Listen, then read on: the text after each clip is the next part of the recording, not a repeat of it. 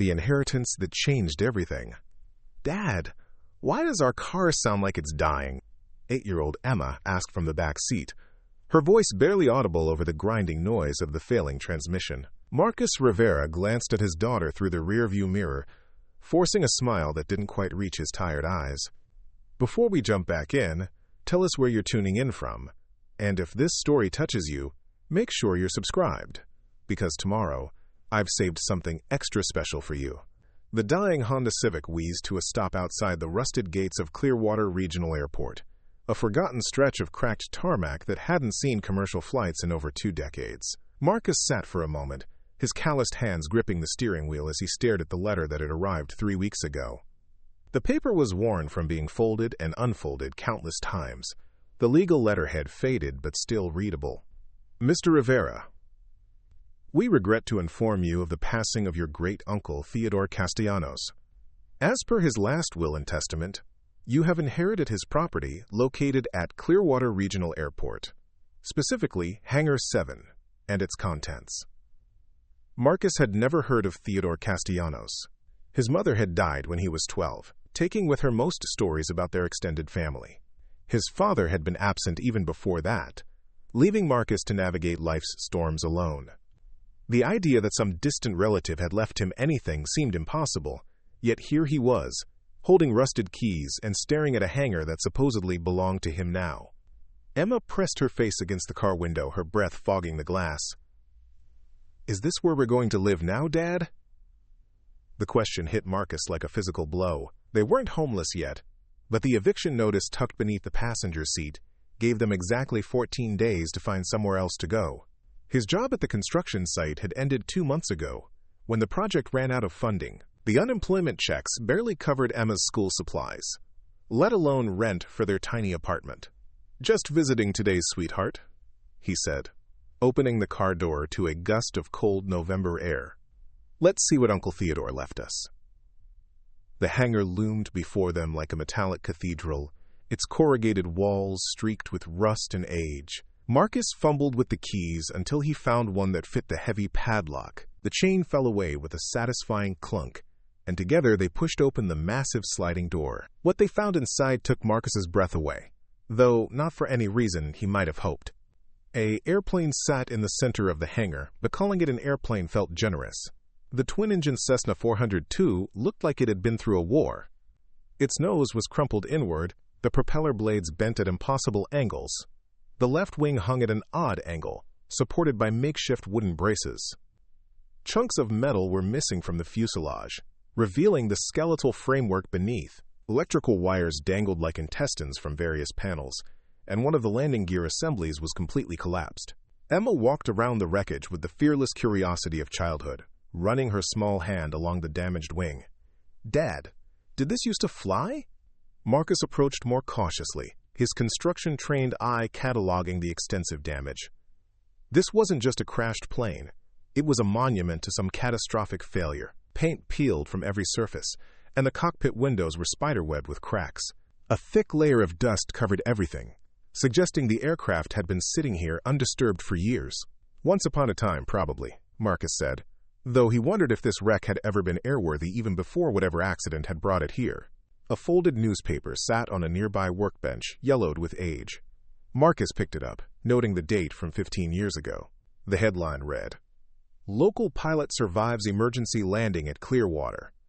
Below was a grainy photo of a younger man standing beside what looked like the same aircraft, though in much better condition. Theodore Castellanos, 52, walked away from what investigators are calling a miraculous survival after his twin-engine aircraft suffered complete hydraulic failure during approach to Miami International. Castellanos managed to glide the disabled aircraft to an emergency landing at the abandoned Clearwater Regional Airport, sustaining only minor injuries. The FAA is investigating the cause of the mechanical failure. Marcus studied the photograph more closely. The man in the picture had kind eyes and calloused hands, not unlike his own. There was something familiar about his face, though Marcus couldn't place where he might have seen it before. Emma had discovered a tool chest near the back of the hangar and was examining various wrenches and screwdrivers with intense concentration. "Dad, there's so much stuff here. Look at all these tools." Marcus joined her, noting that despite the hangar's overall neglect, the tools were meticulously organized and well-maintained. Each wrench had its designated spot, outlined in black marker on the foam inserts. A pegboard held various specialized aviation tools, some of which Marcus recognized from his brief stint working on construction equipment, others completely foreign to him. A thick manual lay open on the workbench, its pages filled with detailed diagrams of aircraft engines and hydraulic systems. Handwritten notes covered the margins in careful script, detailing repair procedures and part specifications. Theodore had clearly been more than just a pilot. He'd been a mechanic, someone who understood these machines from the inside out. Mr. Rivera? Marcus spun around to find an elderly man standing in the hangar doorway. He was thin and weathered, wearing coveralls that had seen better decades, and a baseball cap advertising a long-defunct airline. "I'm Harold Finch," the man said, extending a gnarled hand. "I was your uncle's friend. Been keeping an eye on this place since he passed." Marcus shook the offered hand, noting the firm grip despite the man's apparent age. "I didn't know I had an uncle until 3 weeks ago." Harold nodded knowingly. Theodore was a private man. Didn't talk much about family, but when he got sick, he spent a lot of time going through old papers, making calls. He found out about you through some genealogy research, I think. Said he wanted his life's work to go to someone who might understand it. "His life's work?" Marcus gestured at the destroyed aircraft. "This wreck." Harold's weathered face creased into a smile. "Theodore spent the last 15 years of his life working on that plane. Every day, rain or shine, he'd be out here tinkering, ordering parts, studying manuals. Most folks thought he was crazy, trying to fix something that damaged. But Theodore, he had a vision." Emma tugged at Marcus's jacket. "Dad, what's that shiny thing under the wing?" Marcus looked where his daughter was pointing and saw a glint of something metallic beneath the damaged wing structure. He knelt down, brushing away years of accumulated dust and debris. What he found made his heart skip. It was a small access panel, barely visible unless you knew where to look. The metal around it was different from the rest of the aircraft, newer somehow, despite the overall deterioration. Fresh scratches around the edges suggested it had been opened recently. "Harold," Marcus said slowly, "what exactly was Theodore working on?" The old man's expression became guarded. "That's something you'd have to discover for yourself, son." "Theodore made me promise not to tell," said the next owner needed to earn it. Marcus felt a flutter of something he hadn't experienced in months, curiosity. For so long, his world had been reduced to the immediate concerns of survival, finding work, paying bills, keeping Emma fed and safe. The idea that there might be some mystery to uncover, some project to understand, awakened a part of him that had been dormant since his construction days when he'd loved solving complex engineering problems. "Dad, I'm hungry," Emma said, wrapping her arms around his waist. Reality crashed back. Whatever Theodore's project had been, it didn't change their immediate situation. They had 13 days to find a new place to live, maybe $40 in the bank, and a car that might not survive another trip across town. Harold seemed to read his thoughts. "There's a small apartment above the office," he said, pointing to a door at the far end of the hangar. "Nothing fancy, but it's got electricity and running water. Theodore lived there the last few years." Marcus looked up and noticed for the first time that there were windows above the hangar floor, dark but suggesting living space beyond. "I couldn't afford rent right now." "No rent," Harold said simply. "Comes with the hangar." Theodore was clear about that in his will. The apartment turned out to be sparse but clean. A single bedroom with a twin bed, a small living area with a worn couch and an ancient television, and a kitchenette with a refrigerator that hummed loudly but seemed functional. It wasn't much, but it was shelter, and shelter was exactly what they needed. That night, after Emma had fallen asleep on the couch clutching her favorite stuffed elephant, Marcus stood in the hangar, staring at the broken aircraft. The fluorescent lights cast harsh shadows across its damaged surfaces, emphasizing every dent and scratch. It looked like a puzzle with half the pieces missing, a riddle written in twisted metal and broken dreams. He thought about Harold's words. Theodore had a vision. What kind of vision involved spending 15 years working on an aircraft that would clearly never fly again? The more Marcus studied the wreck, the more questions arose. Some of the damage looked consistent with a crash landing, but other parts seemed deliberately modified. Panels had been removed and replaced with different materials. Sections of the wing showed signs of careful welding and reconstruction. Marcus had always been good with his hands. Growing up, Poor had taught him to fix things rather than replace them, and his years in construction had honed those skills. Looking at the aircraft now, he began to see it not as destruction but as a project interrupted, a work in progress abandoned midstream. He found a flashlight in Theodore's tool collection and began examining the plane more closely. The access panel Emma had spotted proved to be one of several hidden throughout the aircraft's structure. Each was carefully concealed, blending seamlessly with the surrounding metalwork unless you knew exactly where to look. Behind one panel, Marcus discovered a folder wrapped in plastic. Inside were detailed schematics, not of the original aircraft but of modifications. Theodore's careful handwriting filled the margins with notes about weight distribution, structural reinforcement, and something called Project Aurelia. The schematics showed the aircraft's interior completely reconfigured. Where passenger seats should have been, the drawings depicted a series of custom-built compartments, each precisely measured and fitted into the available space. The modifications were brilliant in their efficiency, utilizing every cubic inch of internal volume while maintaining the aircraft's external appearance. Marcus spent hours studying the drawings, his engineering mind slowly grasping the scope of Theodore's vision. This wasn't just about repairing a crashed plane. It was about transforming it into something entirely different while making it look like nothing had changed. As the night wore on, Marcus found more hidden documentation. Theodore had corresponded with aviation engineers, metallurgists, and specialists in aircraft restoration. The letters revealed a man obsessed with perfection, someone who understood that the smallest detail could mean the difference between success and failure. One letter, dated just 6 months before Theodore's death, stood out from the rest. It was from a company called Meridian Aviation Services, acknowledging receipt of specialized cargo handling modifications and confirming that Project Aurelia remains confidential as per our agreement. Marcus sat back on his heels, the letter trembling slightly in his hands. Specialized cargo handling. Project Aurelia. Hidden compartments throughout the aircraft. Theodore hadn't been trying to restore this plane to fly passengers. He'd been converting it into something else entirely. The realization sent a chill down Marcus's spine. He thought about Harold's cryptic words, about Theodore's secretive nature, about the 15 years of solitary work in this forgotten hangar. What kind of cargo required such elaborate concealment? What was Project Aurelia, and why had Theodore been so determined to keep it secret? Emma stirred on the couch upstairs, mumbling something in her sleep about flying. Marcus carefully returned the documents to their hiding place and made his way back to the apartment. Tomorrow, he would continue exploring Theodore's mystery. Tonight, he needed to focus on the immediate blessing. They had a roof over their heads and time to figure out their next move. As he settled onto the floor beside Emma's makeshift bed, Marcus found himself thinking about the aircraft in a new light.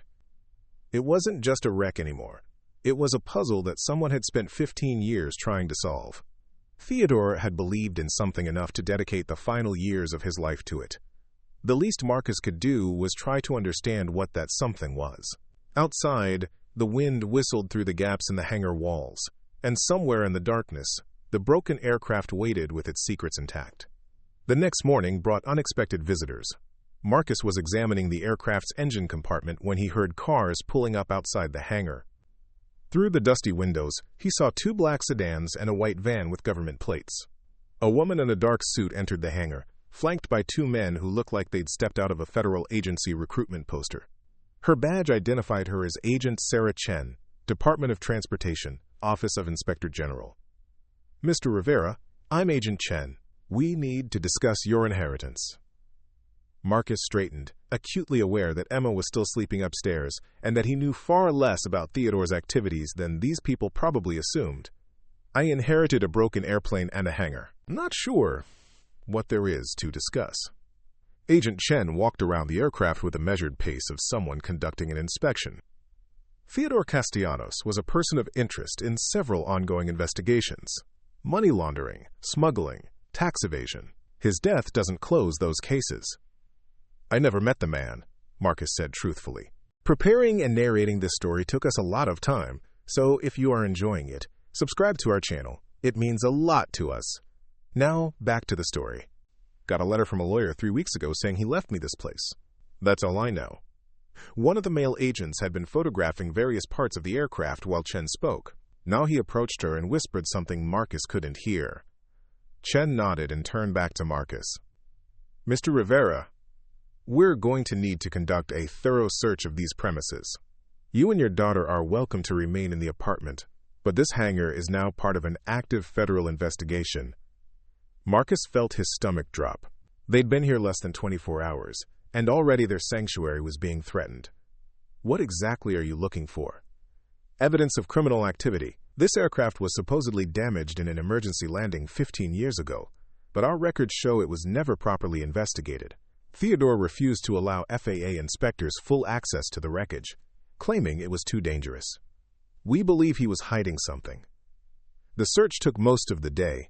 Agents dismantled panels Marcus hadn't even known existed, photographed every surface, and cataloged every tool in Theodore's collection. They found the hidden compartments Marcus had discovered the night before.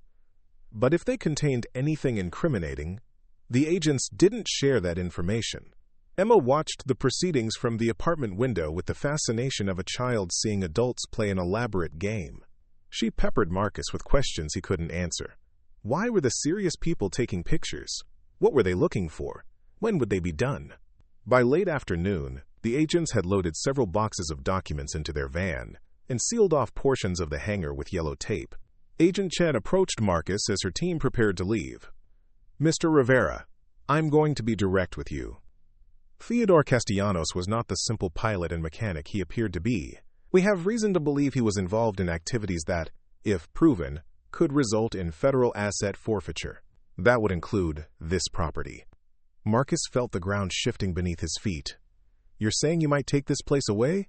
I'm saying you should be very careful about what you might find here, and very careful about what you choose to do with it. Sometimes the best thing an innocent person can do is call the authorities when they discover something they shouldn't have. After the agents left, Marcus stood in the hangar feeling overwhelmed and confused. The aircraft looked even more forlorn now, stripped of some of its panels and surrounded by evidence tags. Whatever Theodore had been working on, it had attracted the attention of multiple federal agencies. The mystery that had intrigued Marcus the night before now felt dangerous. Harold appeared as the sun was setting, moving through the hangar like a ghost returning to haunt familiar spaces. He examined the areas where the agents had been working, his weathered face grave. They didn't find it, he said finally. Marcus looked up from where he'd been sitting on a folding chair, trying to process the day's events. Find what? What Theodore spent 15 years hiding. Harold, the feds think Theodore was a criminal. They're talking about taking this place away. If you know something about what he was doing, maybe it's time to come clean. The old man was quiet for a long moment, staring at the aircraft with the expression of someone saying goodbye to an old friend. Theodore wasn't a criminal, son. But he was scared. Scared of what might happen if the wrong people found out what he'd discovered. Discovered! Harold walked to the aircraft's damaged wing, the same area where Emma had spotted the access panel the day before. He knelt down and began feeling along the wing's underside, his fingers searching for something specific. In 1947, a B-25 bomber disappeared over the Florida Everglades during a routine training flight. 3 crew members, never found. The military searched for months before declaring them KIA and closing the case. Marcus joined Harold beside the wing. What does that have to do with Theodore's plane? Theodore wasn't just a pilot, son. He was a treasure hunter. Spent his weekends flying over remote areas looking for lost aircraft, sunken boats, anything with historical value. That's how he found the B-25. Harold's fingers found something, and Marcus heard a soft click. A section of the wing's underside dropped open on hidden hinges, revealing a compartment that hadn't been there during the federal search. The bomber had been carrying something it wasn't supposed to be carrying, Harold continued. Gold bars. 47 of them, each weighing about 27 pounds. Payment for some classified operation that never got declassified. Marcus stared into the hidden compartment. Nestled inside, wrapped in oil-stained canvas, were what looked like metal bars. Harold carefully extracted one and unwrapped it, revealing a gleaming ingot stamped with military markings and the year 1947. Theodore spent 2 years salvaging that gold from the crashed bomber. Took him another 13 years to figure out how to hide it where no one would think to look. Inside the wreckage of his own crashed aircraft, Marcus's hands shook as he held the gold bar. It was heavier than he'd expected, warm to the touch, and undeniably real. How much? Current market value? About $85 million. The number hit Marcus like a physical blow. He sat down hard on the hangar floor, still clutching the gold bar. $85 million, hidden in the aircraft that belonged to him now, inherited from a man he'd never met. Harold, why are you telling me this? Why now? Because Theodore made me promise. If the feds came sniffing around, if it looked like they might seize the property, I was supposed to tell his heir the truth, give them a chance to make their own choice. Emma's voice drifted down from the apartment above. Dad? What are you doing down there? Marcus looked up at the windows where his daughter's silhouette was visible, then back at the gold in his hands. $85 million. Enough to ensure Emma never went hungry again, never had to worry about eviction notices or broken cars or secondhand clothes. Enough to give her every opportunity he'd never had. But gold from a crashed military aircraft hidden for decades, now discovered in the aftermath of a federal investigation. Nothing about this would be simple or legal or safe. What am I supposed to do with this? Marcus asked. Harold rewrapped the gold bar and carefully placed it back in its hiding spot, then closed the concealed compartment. That's not for me to say, son. Theodore spent 15 years wrestling with the same question. In the end, he decided to pass the burden to someone else. Some inheritance, Marcus said bitterly. Maybe. Or maybe it's exactly what you and that little girl need. Harold stood slowly, his joints protesting. I'll be around if you need me, but from here on out, this is your decision to make. After Harold left, Marcus sat alone in the hangar as darkness settled over the forgotten airport. $85 million in gold, hidden inside a crashed aircraft that belonged to him. The federal agents would be back, probably sooner rather than later. If they found the gold, they'd seize it as evidence, or stolen property, or both. If Marcus tried to claim it legally, he'd likely end up in prison for receiving stolen goods. But if he could figure out how to access it safely, how to convert it to legitimate currency without triggering investigations, Emma would never want for anything again. Marcus walked to the aircraft and ran his hand along its damaged wing. Theodore had spent 15 years preparing for this moment, creating a puzzle so complex that it had fooled federal investigators. The question was whether Marcus was smart enough to solve it, and brave enough to try. Upstairs, Emma called down again. Dad, I'm hungry. Marcus smiled despite everything. Some problems were immediate and simple. Emma needed dinner, and he could provide that. The $85 million question could wait until tomorrow.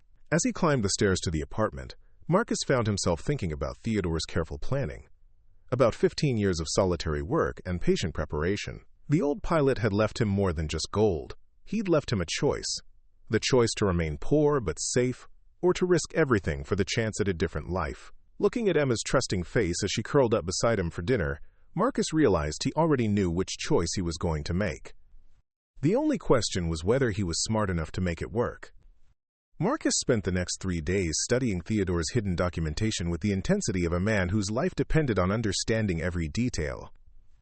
While Emma played with toys Harold had brought from his own grandchildren's collection, Marcus pored over engineering diagrams, correspondence with metallurgists, and what appeared to be Theodore's personal journal detailing his discovery of the crashed B-25 bomber. The journal entries painted a picture of a man consumed by both opportunity and terror.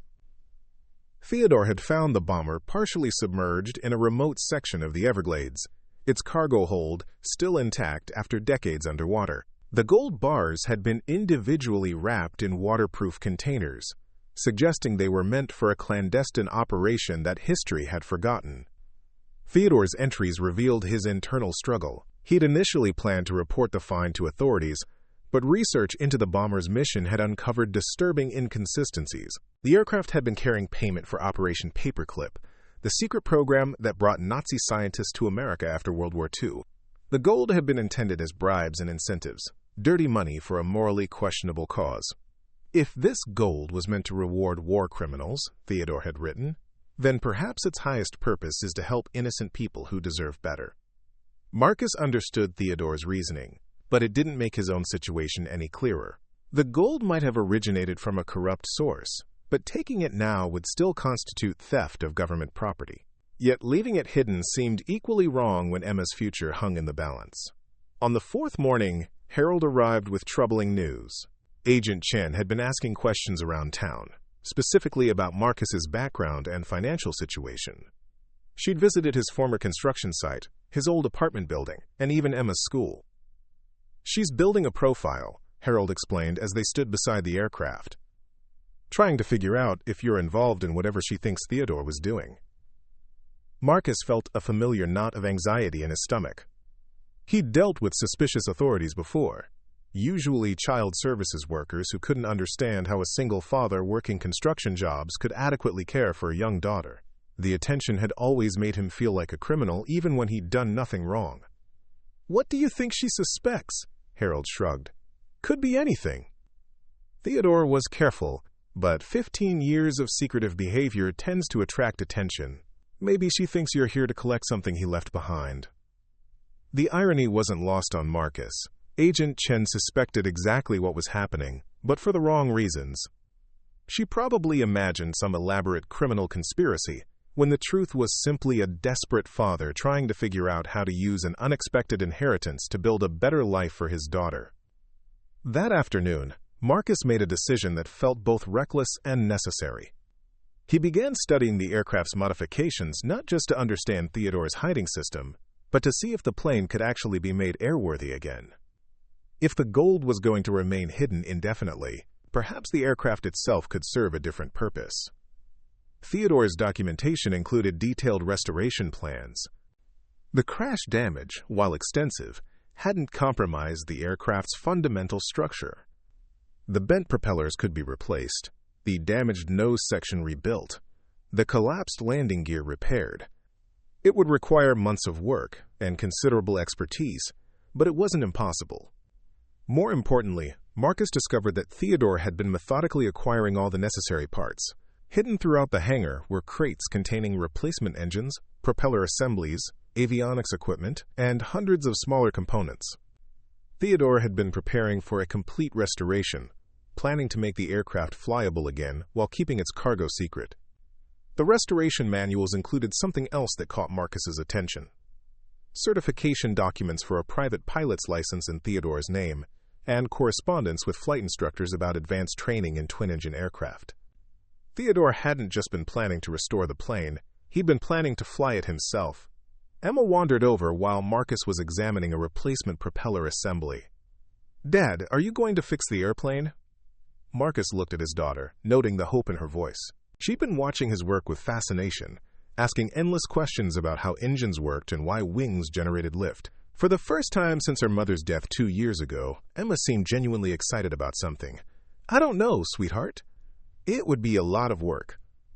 "But you're good at fixing things," Emma said with the absolute confidence children have in their parents' abilities. "You fixed our sink and our heater and Mrs. Patterson's fence." Marcus smiled despite his uncertainty. Emma was right. He was good at fixing things. Construction work had taught him about hydraulics, electrical systems, and structural engineering.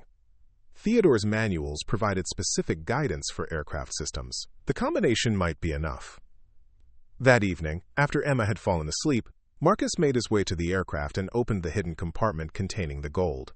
He removed one bar and examined it closely under a bright work light. The military markings were clearly visible, along with a serial number that probably existed in some government database.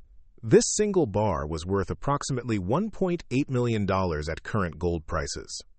Enough to transform their lives completely, but impossible to convert to cash without triggering investigations that would destroy them both. Marcus carefully rewrapped the bar and returned it to its hiding place. Theodore had been right to keep the gold hidden. The moment it saw daylight, it would bring unwanted attention from multiple government agencies. But perhaps there was another way to benefit from Theodore's inheritance. The next morning, Marcus drove to the nearest aviation supply store, a small outfit that specialized in parts for vintage aircraft. The owner, a grizzled man named Pete Kowalski, looked at Theodore's parts list with growing interest. "You're Theodore's nephew? Hell, I sold him half these parts over the years. Always paid cash. Always knew exactly what he needed." Strange bird, but he understood aircraft better than most licensed mechanics. Marcus studied the list, noting prices that made his head spin. A single replacement engine cost more than he'd earned in the past 6 months. Did Theodore ever say what he was planning to do with all these parts? Pete shrugged. Figured he was planning to get that Cessna flying again.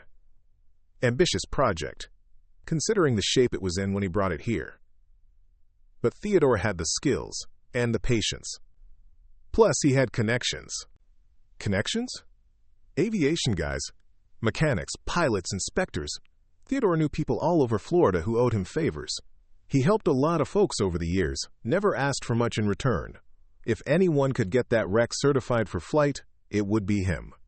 Marcus felt a spark of possibility. Theodore hadn't just left him gold and an aircraft, he'd left him a network of people who might be willing to help complete the restoration project.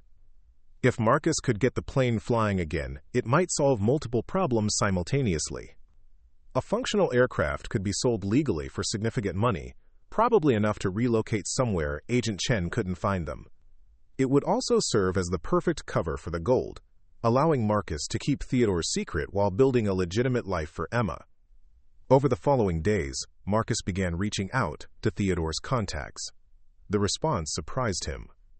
Person after person described Theodore as generous, reliable, and obsessively dedicated to aviation safety. Several mechanics offered to help with the restoration project at reduced rates. A former FAA inspector promised to guide Marcus through the certification process. Most importantly, Marcus discovered that Theodore had been teaching flying lessons to local teenagers whose families couldn't afford professional instruction. The informal flight school had been operating for years, with Theodore providing both aircraft and expertise to young people who might otherwise never have the opportunity to learn aviation.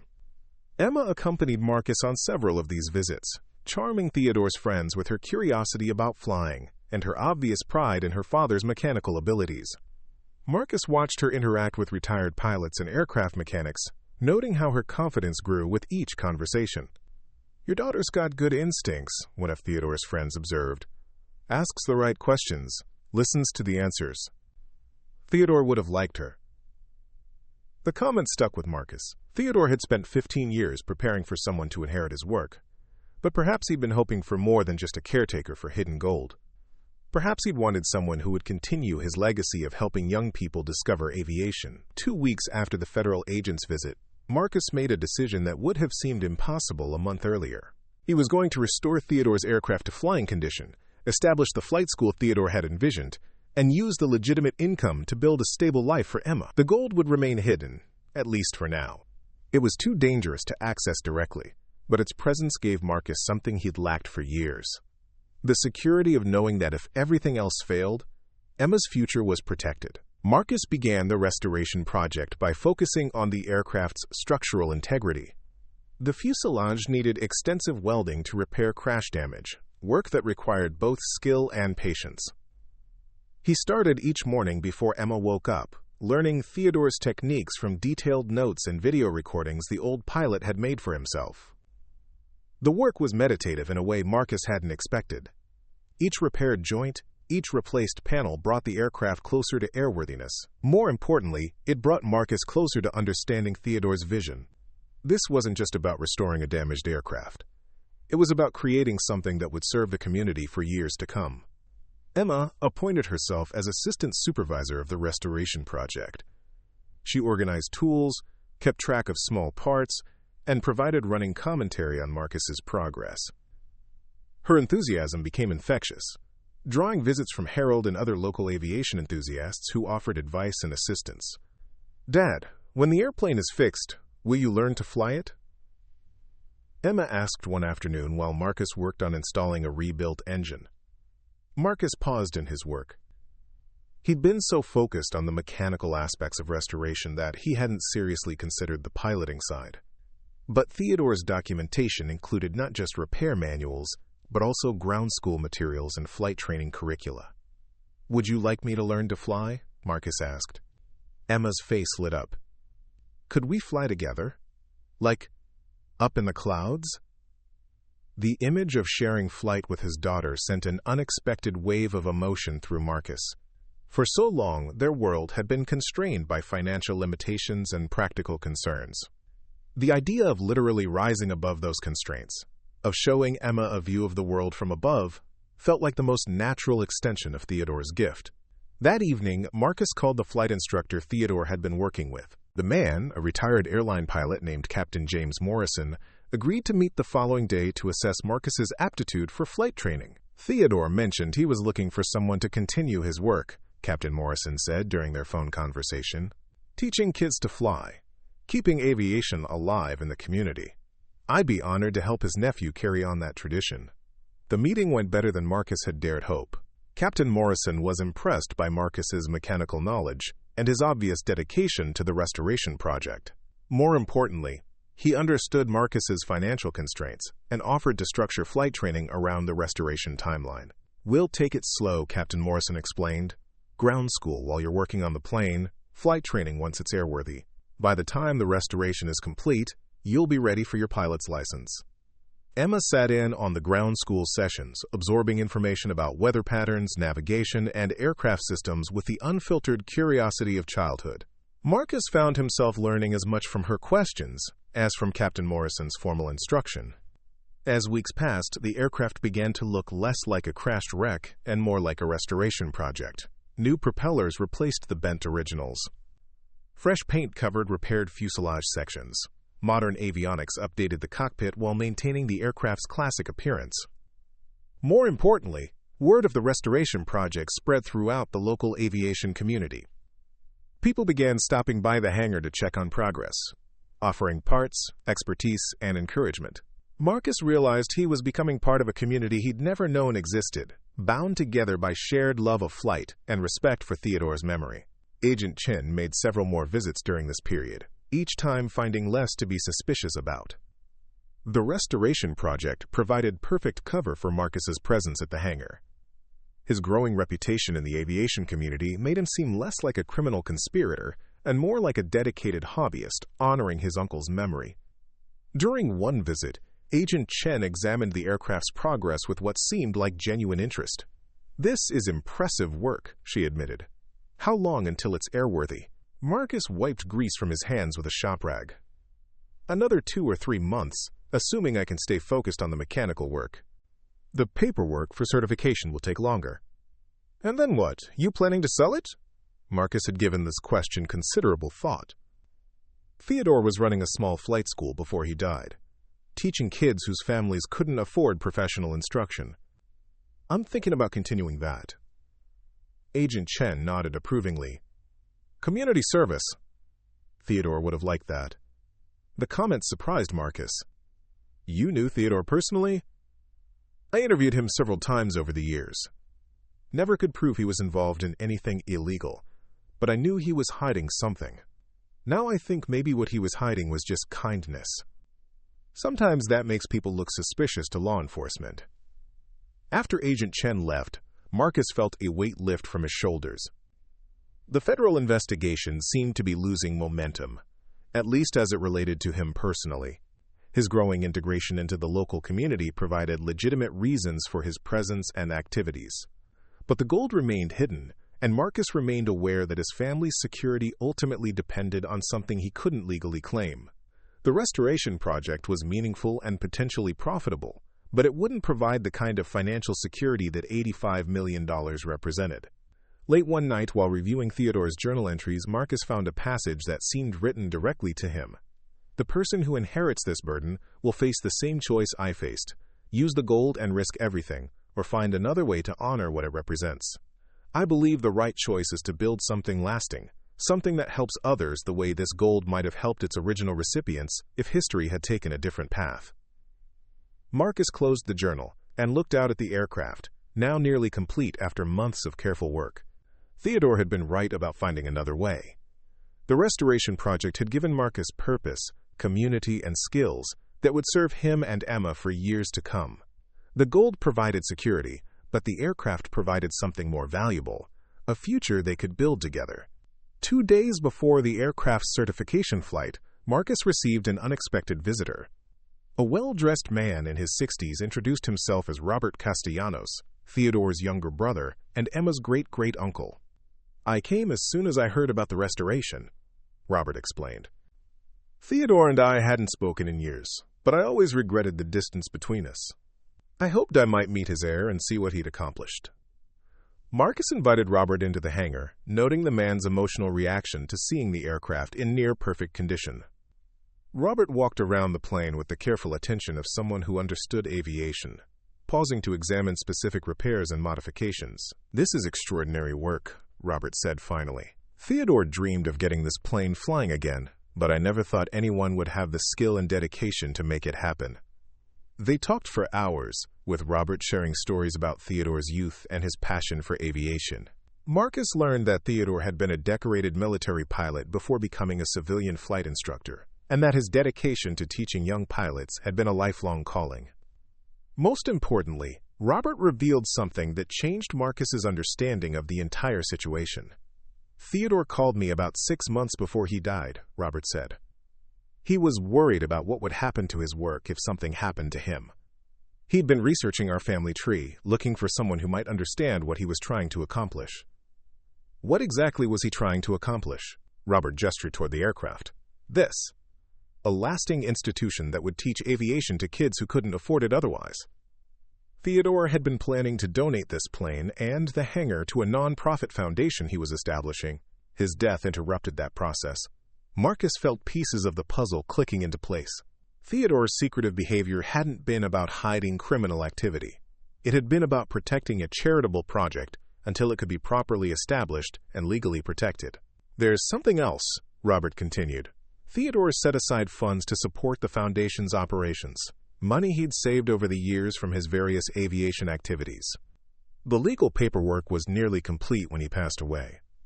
"How much money?" Robert smiled. "Enough to operate a small flight school indefinitely. Theodore was very careful with finances, and he'd been planning this for decades." That evening, after Robert had left with promises to help complete Theodore's foundation paperwork, Marcus sat in the cockpit of the nearly restored aircraft. The instruments glowed softly in the dim hangar light, and for the first time, he could imagine taking Emma up among the clouds she so often watched from their apartment window. Theodore's gift hadn't just been gold and aircraft. It had been vision and purpose. The old pilot had seen past Marcus's current circumstances to the potential for growth and contribution. He'd provided not just financial security, but the framework for building something meaningful. Emma climbed into the co-pilot seat beside him, her small hands exploring the controls with familiar confidence. "Dad, when we fly, can we see our old apartment from up there?" Marcus smiled and put his arm around his daughter. "We can see everything from up there, sweetheart. The whole world spread out below us." As they sat together in the restored cockpit, Marcus felt the weight of responsibility and opportunity settling around him like Theodore's blessing. The gold would remain hidden, serving as their ultimate safety net.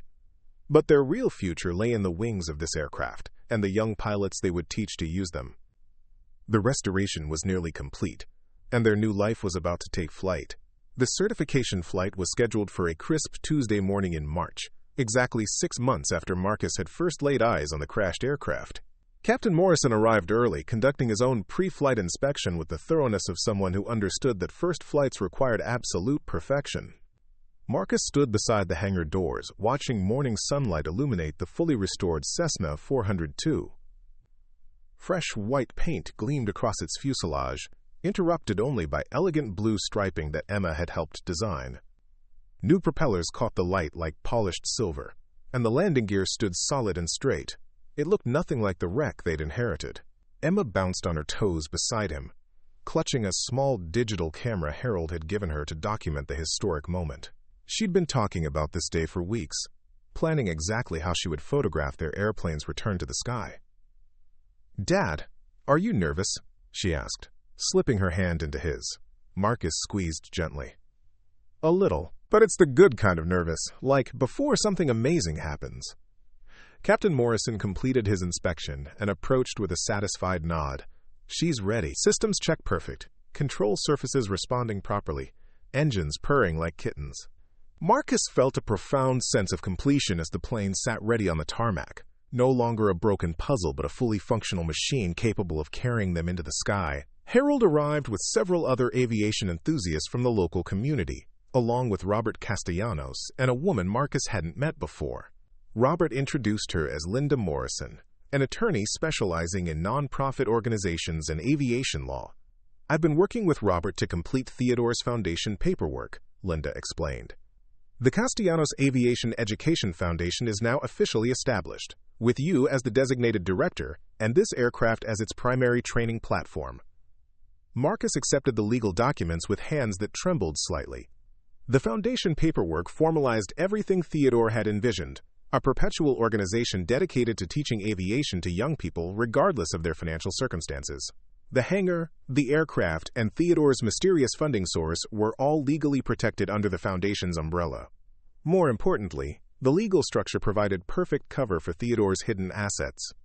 The Foundation's endowment was listed as coming from Theodore's quote, lifetime savings and investment activities, a description vague enough to encompass any financial surprises that might emerge in the future. Captain Morrison climbed into the pilot's seat while Marcus settled into the co-pilot position. Emma waved from the hangar doorway, her camera ready to capture their takeoff. The engine started with confident roars, instruments coming alive across the newly installed panel. "Tower, this is November 472 Tango Charlie requesting permission for departure." Captain Morrison spoke into his headset with the practiced calm of thousands of flight hours. "November 472 Tango Charlie, you are cleared for departure. Winds light and variable, visibility unlimited. Have a great flight." The aircraft rolled forward smoothly, gathering speed as Marcus watched the airspeed indicator climb past rotation speed. Captain Morrison pulled back gently on the yoke, and suddenly they were airborne, the ground falling away beneath their wings. Marcus felt his breath catch as they climbed through 1,000 feet, then 2,000, the familiar landscape of Central Florida spreading out below them like a detailed map. Lakes glittered in the morning sunlight. Roads traced geometric patterns through green farmland, and the hangar where they'd started looked like a toy building in the distance. "How does it feel?" Captain Morrison asked through the intercom. Marcus searched for words adequate to describe the sensation of flight in an aircraft he'd restored with his own hands. "Like freedom, like everything is possible." They flew for an hour, testing every system and control surface. The aircraft performed flawlessly, responding to inputs with the precision Theodore had spent 15 years perfecting. As they turned final approach back to Clearwater Regional, Marcus realized this flight represented more than successful restoration. It marked the beginning of a new chapter for both him and Emma. The landing was smooth, touching down exactly where they'd departed. Emma ran toward them as they taxied back to the hangar, her face glowing with excitement and pride. "Dad, I got pictures of everything. The takeoff and you flying and the airplane looking so pretty in the sky." Marcus swept Emma into a hug, feeling the satisfaction of a promise kept. Theodore had entrusted him with more than an aircraft. He provided the tools and vision necessary to transform their lives completely. Over the following weeks, word of the restored aircraft and planned flight school spread throughout the region's aviation community. Applications arrived from teenagers whose families couldn't afford traditional flight training, along with inquiries from parents seeking quality instruction for their children. Marcus established a simple selection process based on Theodore's notes. Candidates needed to demonstrate genuine interest in aviation, commitment to completing the program, and willingness to help maintain the aircraft and hangar facilities. Financial need was considered but never discussed publicly, preserving dignity for families facing economic challenges. The first class of student pilots included 8 teenagers from diverse backgrounds. Sarah Chen, a 16-year-old whose immigrant parents worked multiple jobs to support their family. Tommy Patterson, whose father had been killed in Afghanistan and whose mother struggled with medical bills. Lisa Rodriguez, a gifted student whose rural family had never imagined aviation as a possibility for their daughter. Emma appointed herself as ground crew chief, helping organize flight schedules and maintaining equipment with the seriousness of someone who understood the importance of safety in aviation. She also served as unofficial photographer, documenting each student's progress from first ground school lesson to solo flight. Marcus discovered he had a natural talent for instruction, combining his mechanical knowledge with patience learned from years of single parenting. He taught students not just how to fly, but how to understand their aircraft as complex machines requiring respect and careful maintenance. The Foundation's financial structure provided stable funding for operations. Though Marcus remained curious about Theodore's mysterious endowment, Robert had been vague about the source of Theodore's wealth, mentioning only that his brother had been very successful in various aviation-related investments over the years. 3 months into the flight school's operation, Marcus received an unexpected visit from Agent Chen. She arrived during a busy Saturday when all 8 students were present for ground school instruction, the hangar buzzing with activity as teenagers learned about weather patterns and navigation principles.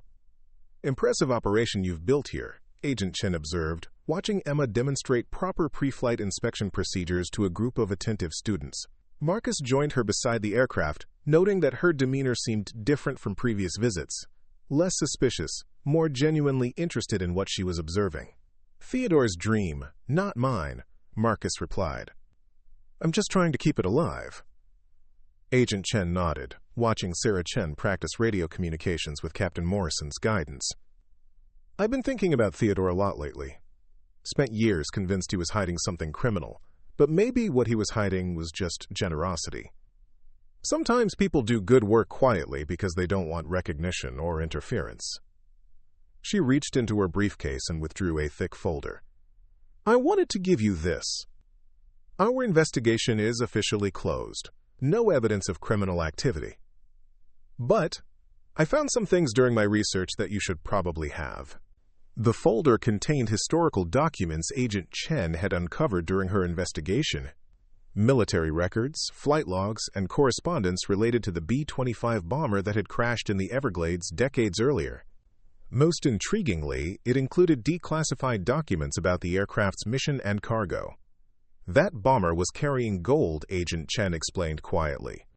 "Payment for Operation Paperclip, though the official records were sealed for 50 years. The aircraft disappeared during a storm, never found. If someone did locate it and salvage the cargo, they'd technically be recovering abandoned government property. Statute of limitations would have expired long ago." Marcus felt his pulse quicken as he studied the documents. Agent Chen was essentially telling him that Theodore's gold, if it existed, would be legally his to claim. The federal government had no remaining interest in 70-year-old abandoned property. "Why are you telling me this?" Marcus asked. Agent Chen smiled as she watched Emma show a student pilot how to check engine oil levels. "Because I think Theodore found that bomber, and I think he spent his last years figuring out how to use what he found to help kids like these. If I'm right, then his secret was worth keeping." After Agent Chen left, Marcus sat in the hangar's office reading through the declassified documents. The B-25's manifest listed exactly 47 gold bars, totaling approximately $85 million in current value. The aircraft had been declared lost with all hands, its cargo written off as war losses. Theodore's journal entries suddenly made perfect sense. He'd discovered not just gold, but gold with no legitimate owner.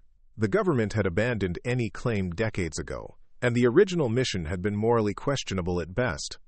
Theodore had spent 15 years not hiding stolen treasure, but figuring out how to transform abandoned war payments into educational opportunities for deserving young people. That evening, Marcus made a decision that felt both momentous and natural. He opened the hidden compartment in the aircraft's wing and removed one gold bar, examining it under the hangar's bright lights.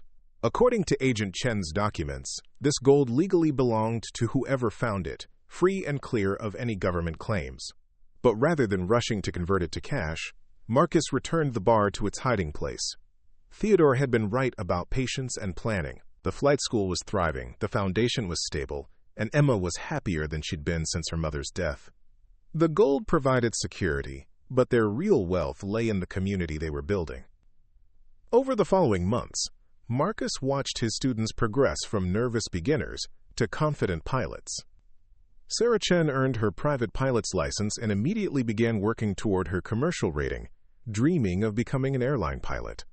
Tommy Patterson discovered a passion for aircraft maintenance and enrolled in an aviation technology program at the local community college. Emma thrived in the aviation environment, absorbing knowledge and responsibility with equal enthusiasm. She learned to perform pre-flight inspections, assist with aircraft maintenance, and even began taking flight lessons on her 9th birthday. Her natural aptitude for flying surprised no one who knew her. though Marcus found himself both proud and terrified watching his daughter handle the controls of an aircraft. The Foundation's reputation grew throughout Florida's aviation community. Other flight schools began referring students they couldn't accommodate, and several aircraft owners donated planes to expand the training fleet. Marcus found himself managing not just a flight school but a significant educational institution. 1 year after the certification flight, Marcus received a letter that changed everything. It came from a law firm in Miami, written on behalf of a client who wished to remain anonymous. The letter offered to purchase the Foundation's entire operation for $50 million, relocating it to a larger facility and expanding its mission nationwide. Marcus read the letter 3 times before its implications sank in. Someone was offering enough money to transform their small community flight school into a major educational institution, potentially helping thousands of young pilots rather than just dozens. He discussed the offer with Robert, Captain Morrison, and other Foundation board members. The consensus was unanimous. The offer was generous but unnecessary. Their current operation was succeeding beyond Theodore's original vision, and growth for its own sake held no appeal. Marcus drafted a polite response declining the offer but inviting the anonymous benefactor to visit their operation. 3 weeks later, a familiar figure appeared in the hangar doorway. Harold walked slowly toward the aircraft where Marcus was teaching Emma advanced navigation techniques. The old man's weathered face carried an expression Marcus had never seen before, pride mixed with something that looked like relief. "Hello, Marcus," Harold said quietly. "I think it's time we had a longer conversation." That evening, after the students had departed and Emma was asleep in their apartment, Harold revealed the final piece of Theodore's puzzle. He wasn't just Theodore's friend and neighbor. He was Theodore's business partner and the source of the Foundation's mysterious endowment. "Theodore and I served together in Vietnam," Harold explained. "After the war, we stayed in touch, both working in aviation but different sides of the business. Theodore taught flying. I dealt in aircraft sales and restoration. We shared information, referred customers to each other, helped each other succeed." Harold had been quietly managing Theodore's investments for decades, turning modest flight instructor earnings into substantial wealth through careful aircraft transactions and aviation-related investments. The Foundation's endowment wasn't mysterious at all. It was the result of 40 years of disciplined saving and intelligent investing. Theodore never cared about money for its own sake, Harold continued. But he understood that financial security would allow him to focus on teaching without worrying about profit margins. Every dollar he earned got invested back into aviation education somehow. The revelation reframed everything Marcus thought he understood about Theodore's legacy. The old pilot hadn't been a treasure hunter hiding stolen gold. He'd been a dedicated educator building resources to support his teaching mission. The mystery and secrecy had been Harold's idea, designed to protect Theodore's privacy and prevent requests for financial assistance that might have drained the Foundation's resources. "What about the gold?" Marcus asked directly. Harold's expression didn't change. "What gold?" Marcus studied the old man's face, recognizing the same careful neutrality Theodore had maintained in his journal entries. Some secrets, Harold's expression suggested, were better left as mysteries. "The $50 million offer," Marcus said instead. Harold smiled. "That was me, testing whether you developed Theodore's priorities or if you were still thinking like someone who needed money. Your response told me everything I needed to know." As spring turned to summer, the flight school settled into comfortable routines. Marcus had earned his commercial pilot's license and begun offering advanced instruction to students ready for professional aviation careers.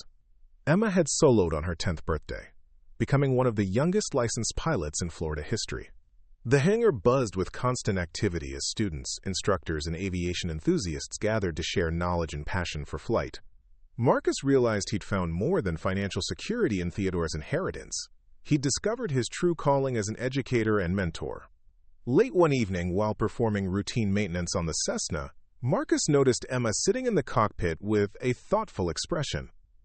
She'd been unusually quiet during dinner, distracted by something she couldn't quite articulate. "Penny for your thoughts, sweetheart," Marcus said, settling into the co-pilot seat beside her. Emma was quiet for a moment, her small hands resting on the yoke with familiar confidence. "Dad, do you think Uncle Theodore knew we would be happy here?" Marcus considered the question seriously. Theodore had chosen him sight unseen, based only on genealogy, research, and intuition about character. The old pilot had gambled everything on the hope that his heir would value education and community over personal wealth. "I think he believed we could be happy here if we made the right choices," Marcus replied. "But the happiness was up to us to create." Emma nodded solemnly. "I'm glad he found us. Even if we never got to meet him, I feel like he's still taking care of us." That night, Marcus stood alone in the hangar, looking at the aircraft that had transformed their lives. Theodore's gift hadn't been gold, or airplanes, or even financial security. It had been opportunity, the chance to build something meaningful, the resources to help others achieve their dreams, and the framework to create a lasting legacy. The gold remained hidden in the aircraft's wings, serving as ultimate insurance against catastrophic failure. But Marcus had learned that true wealth wasn't measured in hidden treasure. It was found in the satisfaction of watching young people discover their potential, in the pride of maintaining Theodore's vision, and in the security of knowing that Emma would grow up surrounded by examples of what dedication and generosity could accomplish. As Marcus turned off the hangar lights, Emma's voice drifted down from their apartment window. "Dad, tomorrow can we practice barrel rolls?" Marcus laughed, recognizing his daughter's fearless approach to aviation and life.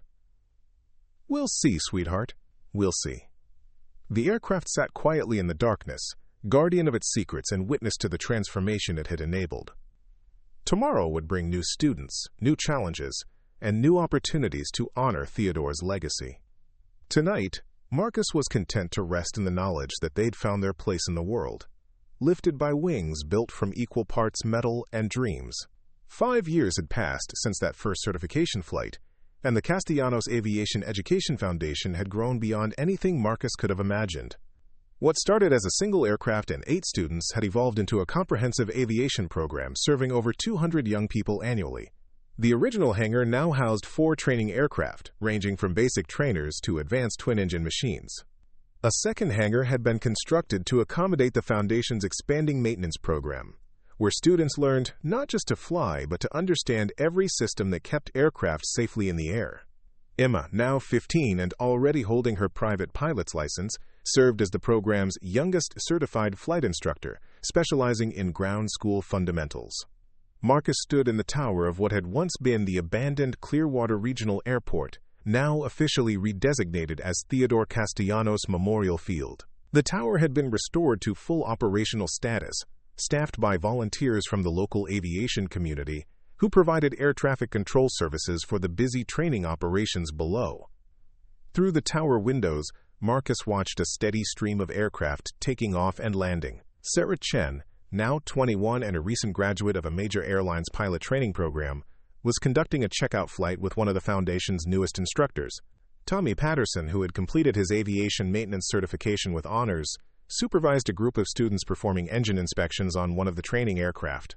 The transformation wasn't limited to the physical facilities. The Foundation had established partnerships with major airlines, aircraft manufacturers, and aviation colleges throughout the Southeast. Graduates of the Theodore Castellanos program were actively recruited by commercial airlines, corporate flight departments, and aviation maintenance companies. Several had gone on to become test pilots, flight instructors, and aviation engineers.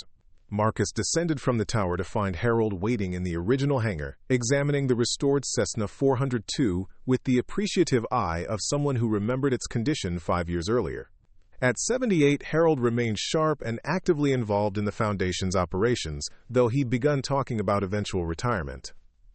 "Busy day," Harold observed, watching a group of students practice pre-flight inspections under Emma's supervision. Marcus nodded, noting the organized chaos that had become their normal operational tempo. Theodore's vision was bigger than either of us realized. Sometimes I wonder if he knew it would grow like this. Harold chuckled. Theodore always thought in decades, not years. He'd be amazed by what you've built. But I don't think he'd be surprised. He had good instincts about people's potential.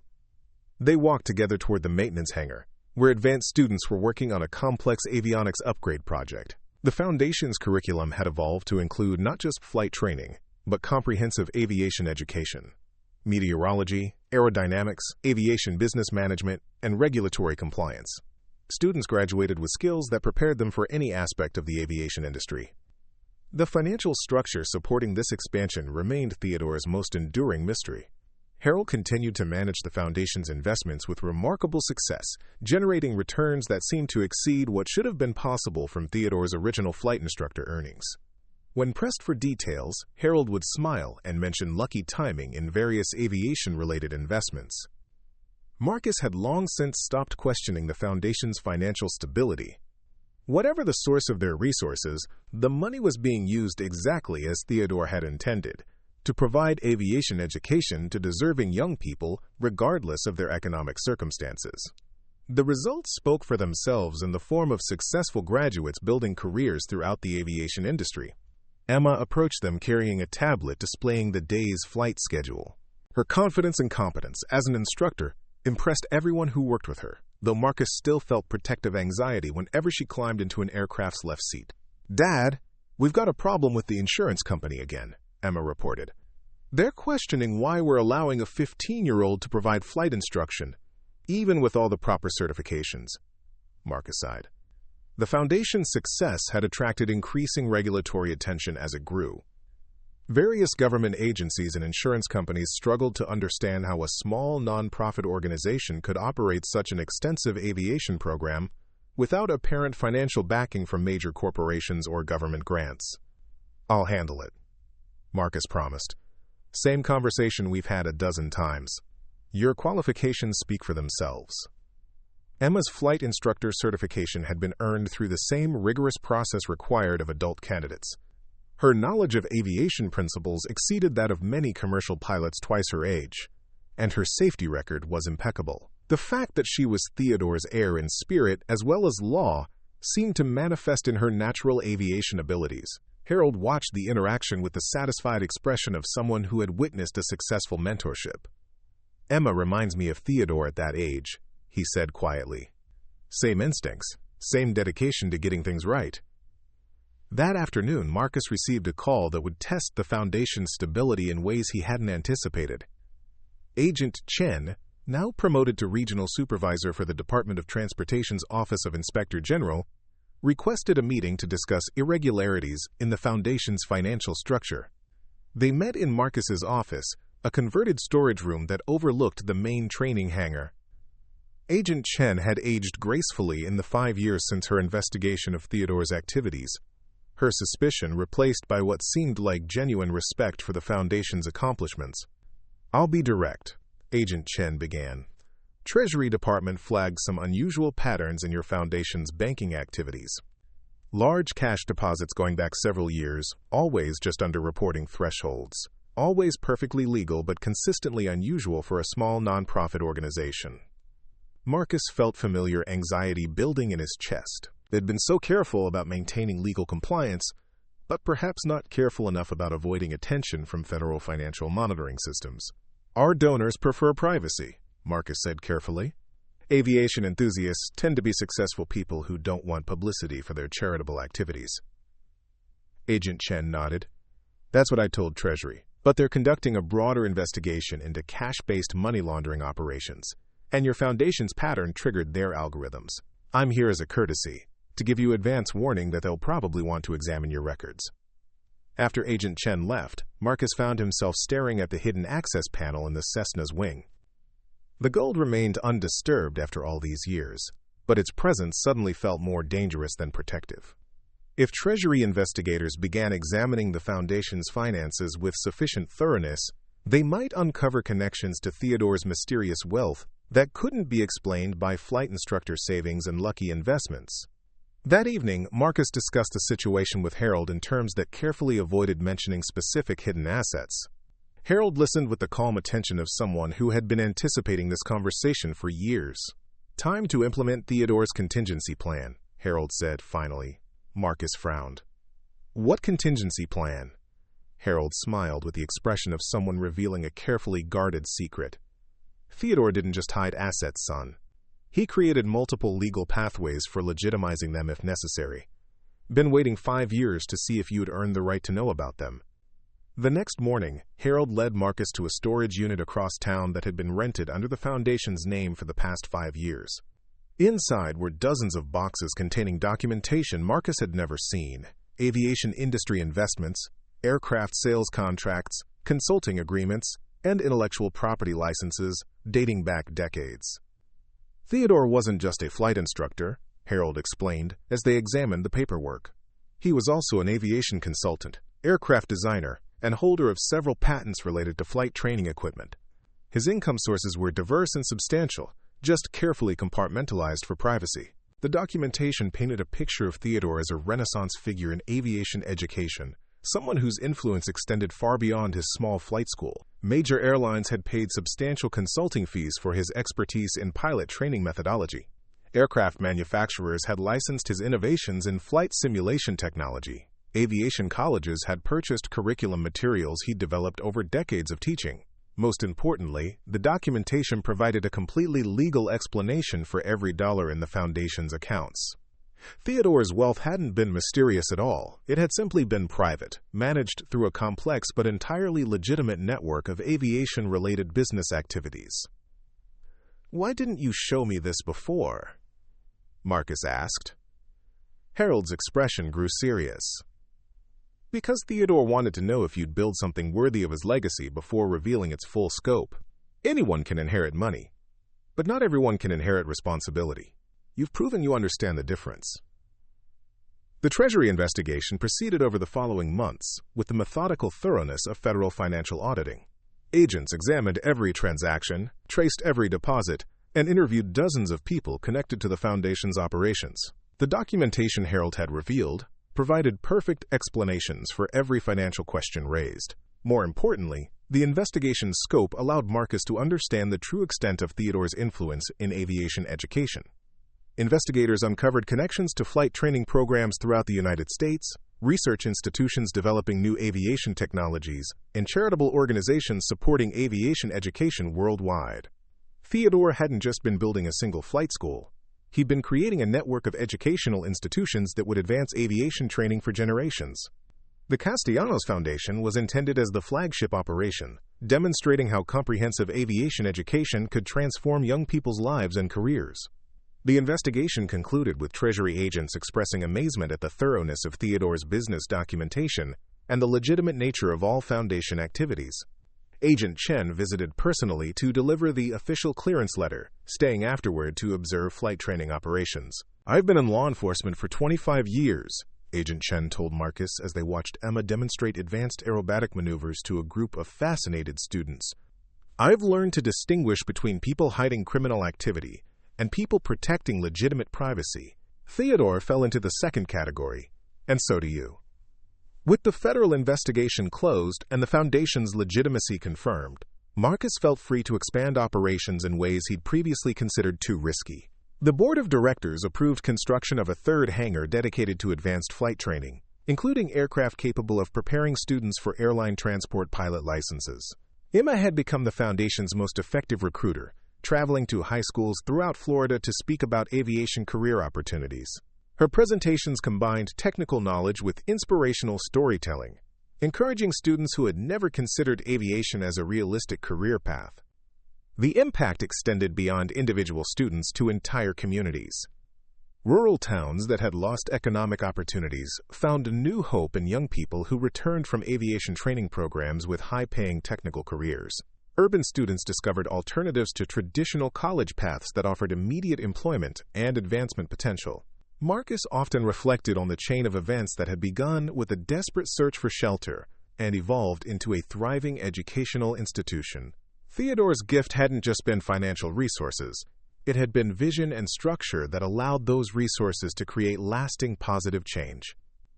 The gold remained hidden, serving as ultimate insurance against catastrophic failure. But Marcus had learned that true security came from building something valuable enough that the community would support its continuation regardless of financial challenges.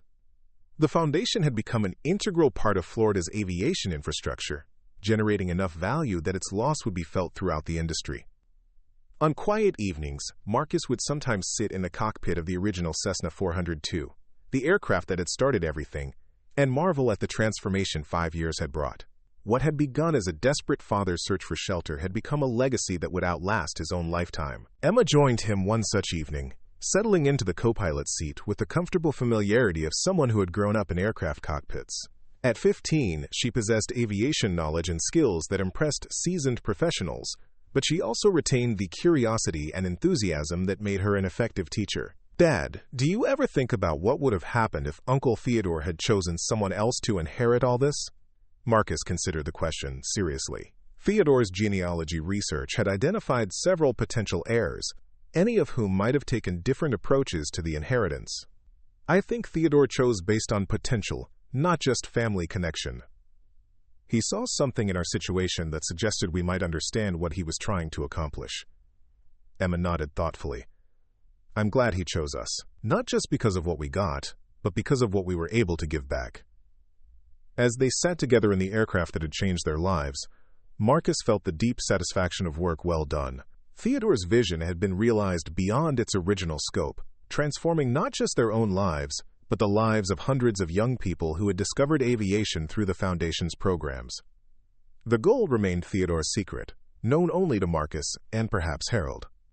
But the real treasure had always been the opportunity to build something meaningful, something that would continue growing and serving long after Marcus himself was gone.